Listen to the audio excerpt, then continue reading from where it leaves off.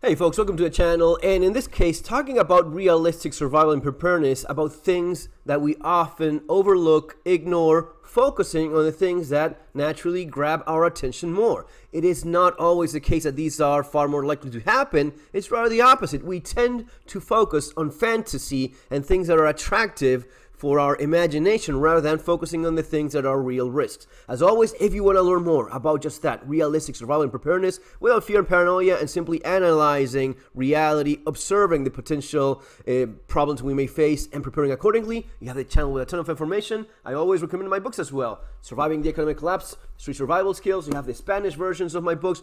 By the way, the best-selling books of survival and preparedness in Spanish, some of the best-selling books in Spanish, English, and French as well. Links there below, and just check on Amazon. I appreciate the reviews, by the way, if you enjoy the content and you like my books. So, this is something that I was thinking about because of this incident that I saw from this woman.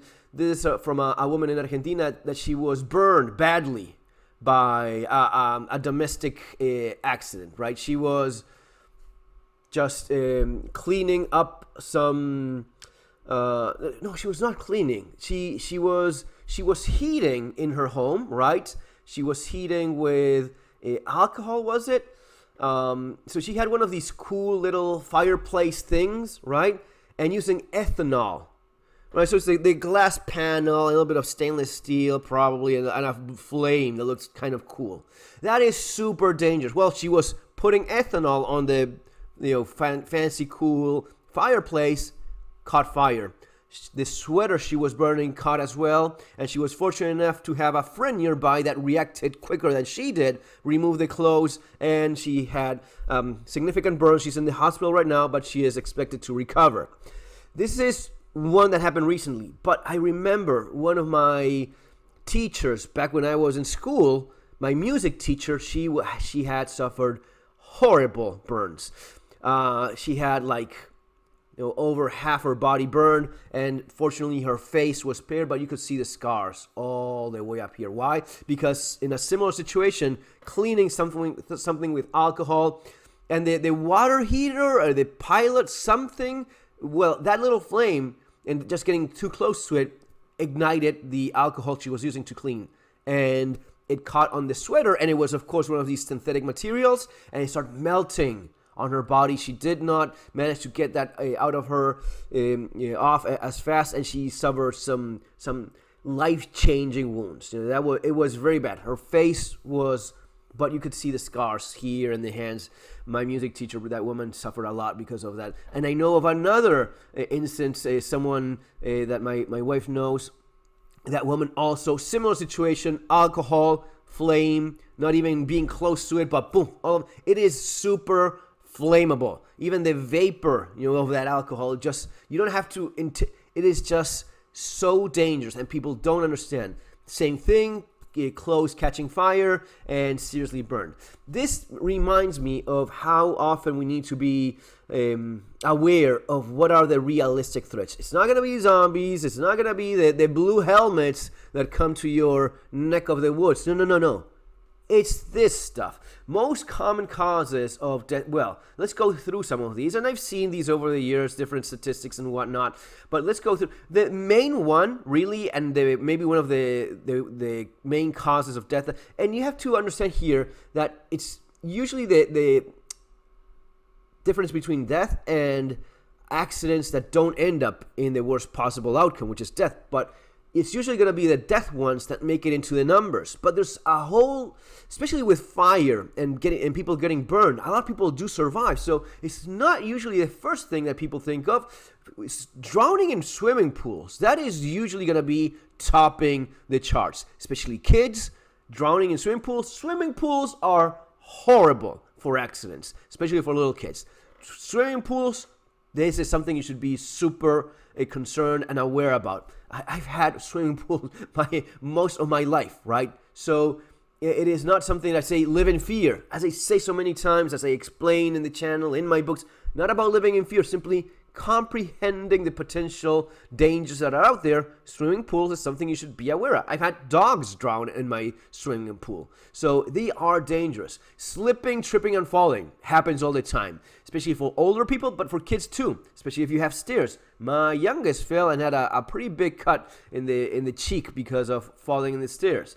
And it can end up a lot worse. I actually did a video myself where I had like a little, I was not feeling well and yeah, kind of like fainted and hit when I fell. Nothing happened, but it could have been a lot worse, you know? I mean, you just get up and you're okay, but you could easily not get up and not be okay and basically crack your skull. That happens all the time. And especially as you grow older. Now, I'm not as old, but you know that people that break their hips, this is something that's fairly common for especially older folks, burns and skulls, boiling water. There's a football player, what you infidels would call soccer. There's a famous player that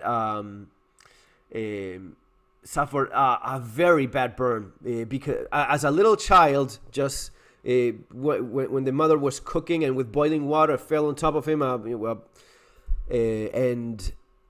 it was bad, a very horrible scar. Now the guy, being a professional player, they never took the time off to fix it because, well, I guess when you're a multi-millionaire and you're making money hands over fist every freaking month, you don't take a month or two or maybe a season off to fix something that is just aesthetic when you're making millions and millions of dollars. But yeah,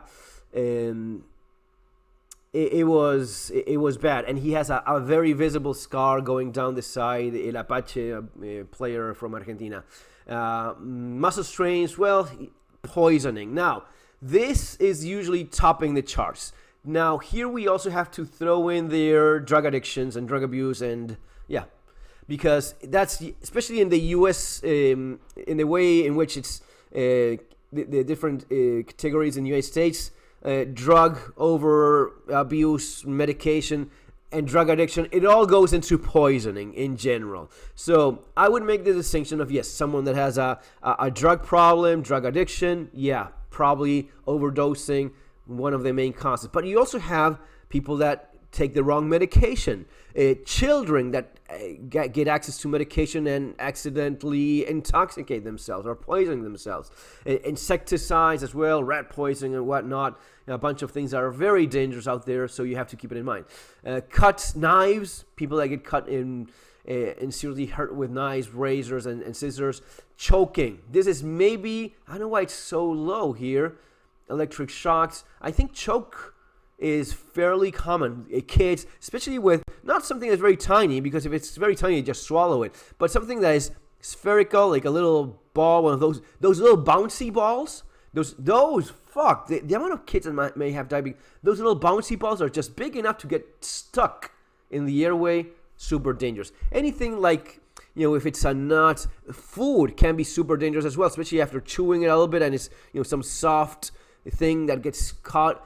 People that have died because choking on food all the time, especially if you're alone, right? There are techniques that you can use on your own, just with the back of a chair and whatnot, seeking help if you have nearby neighbors. But man, these are things that happen all of the time. I know of a couple of people that almost died because of choking. I know of a woman that saved her son's life because he was choking on food as well. Happens a lot. Electric shocks, animal bites, and drowning. Well, yeah. No, less common drowning. I don't know how less common it is, man. Electric shock, that is fairly common as well. Especially when doing DIYs, the home, and when you're fixing stuff around the house, that is fairly common too. Drowning, I would have put a lot closer to the top here of the list. Leading cause of household injuries. Right, so it's the difference between injuries and serious injury and death, slips. But anyway, all of these should be things you think about. And think about how you avoid them, right? The precautions you take, and what is it that I do if it happens, okay? So what is it I do if I'm choking? Do I have a neighbor nearby? Have I actually seen the videos of what is it that I'm supposed to do? What about drowning? Do I take enough precautions with my kids, with pools, with animals?